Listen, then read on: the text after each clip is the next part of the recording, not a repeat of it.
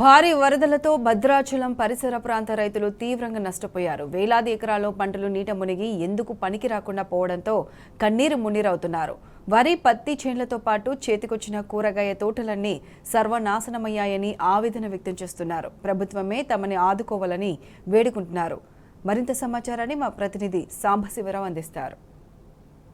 వరదను తలపిస్తున్న ఇదంతా కూడా భద్రాచలం పరిసర ప్రాంతాల్లో గోదావరి వరదలకు మునిగిపోయినటువంటి పంట పొలాలు, పంట భూములు ఇవన్నీ కూడా. అంటే గోదావరి వరద ఉధృతి తగ్గిన తర్వాత ఉన్నటువంటి సిచ్యువేషన్ ఇది. కానీ నిన్న మొన్న ఉన్నటువంటి ఉధృతమైనటువంటి పరిస్థితులు ఉన్నప్పుడు ఇంకా ఎక్కువ నీరు ఉంది.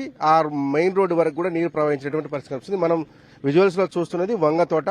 ఒక రైతు దీన్ని వంగ తోటని విత్తి పంట సాగు చేసి రెడీగా పెట్టుకున్నాడు. వర్షం వచ్చినటువంటి నేపథ్యంలో మొత్తం వంగ తోట అంతా కూడా పూర్తిగా చచ్చబడిపోయినటువంటి పరిస్థితి వస్తుంది. ఇంకో వర్షం రైతులకైతే కన్నీళ్లు మిగిలిచిందని చెప్పుకోవాలి. మనం ఉన్నటువంటి ఈ బెండ తోట కూడా చూడొచ్చు, మొత్తం నాశనం అయిపోయి మొత్తం చీకిపోయినటువంటి పరిస్థితి కనిపిస్తుంది. మొత్తం నల్లగా పారిపోయినాయి, అంటే పంట పనికిరానటువంటి పరిస్థితి. ఇంతో పాటు రైతులు ఉన్నారు. అసలు వీరు ఎంత సాగు చేశారు, నష్టం ఎంత వచ్చింది అనేటువంటి అంశాన్ని తెలుసుకుందాం.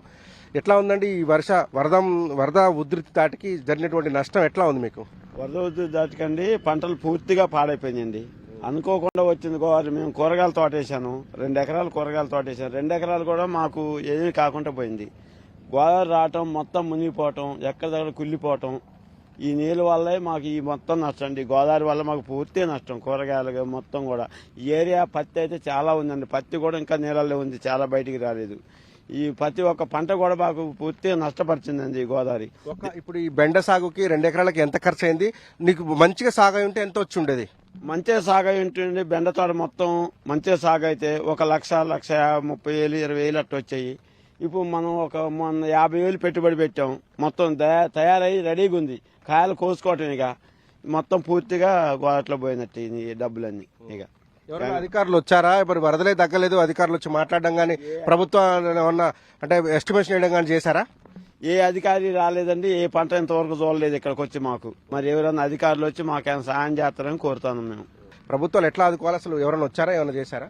లేదండి, వాళ్ళు వచ్చే పరిస్థితి ఎక్కడ ఉందండి. ప్రస్తుతం వాళ్ళు ఫ్లడ్స్ గురించి వాళ్ళ పనులు వాళ్ళు ఉన్నారు. అంత బాధితులు ఎవరైతే పట్టినాయో ఆ బాధితుల్ని తరలించే పనిలో ఉన్నారు.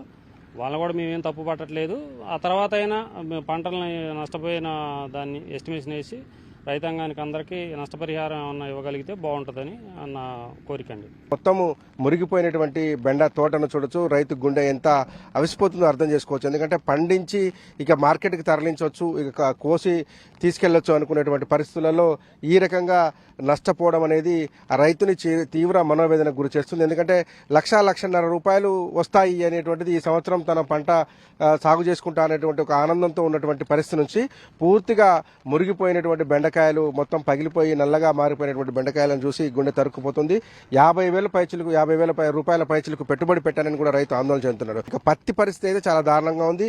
ఒక్కొక్క ఎకరానికి 30,000-35,000 రూపాయల పైచిలకు ఇప్పటిదాకా సాగు చేసినటువంటి పరిస్థితి. ఇంకా ఎస్టిమేట్ జరగాల్సి ఉంది. మొత్తంగా అన్ని మండలాలలో ఎన్ని ఎకరాలలో ఈ పంటలు నష్టమైనటువంటి అంశాన్ని ఎస్టిమేట్ చేయాల్సి ఉంటుంది. ప్రభుత్వం నుంచి అయితే రైతులు సాయం కోరుతున్నారు. ఎందుకంటే నష్టపరిహారం, పంట అయితే ఎట్లాగో నష్టపోయాం, కనీసం పెట్టుబడులు నష్టమైనటువంటి దానైనా కన్నా ప్రభుత్వాలు పట్టించుకొని తమను ఆదుకోవాలనేటువంటిది కోరుతున్నటువంటి పరిస్థితి నెలకొని ఉంది. విడుదల నారాయణ, సాంబశివరావు న్యూస్, భద్రాచలం మునక ప్రాంతాల నుంచి.